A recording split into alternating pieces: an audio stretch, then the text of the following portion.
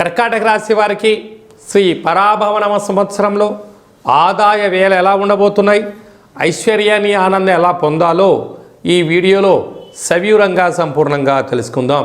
కర్కాటక రాశిలో ఏ నక్షత్రాలు వస్తాయనగా పునర్వసు నక్షత్రంలోని చివరి పాదం 4వ పాదము, పుష్యమీ నక్షత్రంలోని 4 పాదాలు, ఆశ్లేష నక్షత్రంలోని 4 పాదాలు కలిపితే కర్కాటక రాశి.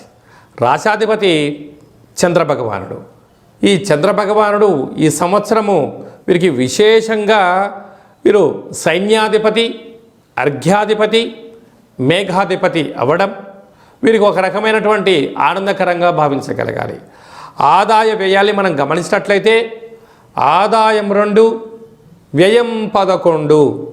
చూడండి, గ్రహాలు అనుకూలించినప్పుడు ఖర్చులు ఎంత అధికంగా పెరిగిపోయాయో. ఆదాయం ఉండేది 2 రూపాయలే, 9 రూపాయలు ఖర్చులు పొంచి ఉన్నాయి. కనుక ఇలాంటి కాల సమయంలో -9లోకి వెళ్ళిపోతున్నారు. స్వీయ నియంత్రణ చాలా అవసరం.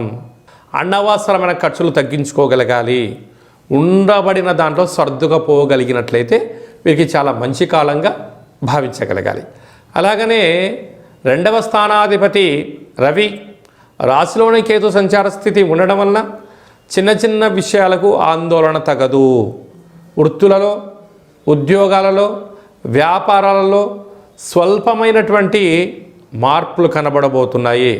అయినా మీరు ఆందోళన చెందనక్కర్లేదు. తృతీయ స్థానాధిపతి ధాన్యాధిపతి అవ్వడం వలన తల్లిదండ్రులతో, గురువులతో, అన్నదమ్ముళ్లతో, అక్కా చెల్లెలతో మీరు బంధుత్వంగా చూడగలిగినట్లయితే అనంతమైన ధాన్యము, సంపద, సిరి సంపదలు మీ సొంతం కాబోతున్నాయి.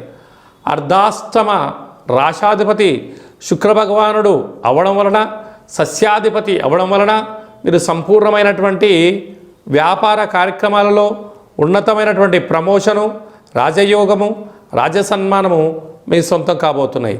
అదే కాకుండా ఈ కర్కాటక రాశి వారు ఈ సంవత్సరము బాగా గుర్తు పెట్టుకోవాల్సిన మొదటి అంశం ఏమిటయ్యా అనగా 12వ తారీఖు 8వ నెల 2026 అంటే ఆషాఢమాస అమావాస్య బుధవారము పుష్యమీ నక్షత్ర సందర్భంగా ఎలాంటి పనులు పెట్టుకోకపోవడము అని చెప్పి గమనించాలి.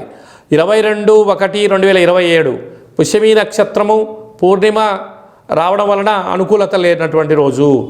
20/2/2027 మాఘమాస పూర్ణిమ శనివారం రోజు ఆశ్లేష నక్షత్రం రావడం వలన ఈ 3 రోజుల యందు మీరు బాగా గుర్తుపెట్టుకోండి. ముఖ్యమైన పనులు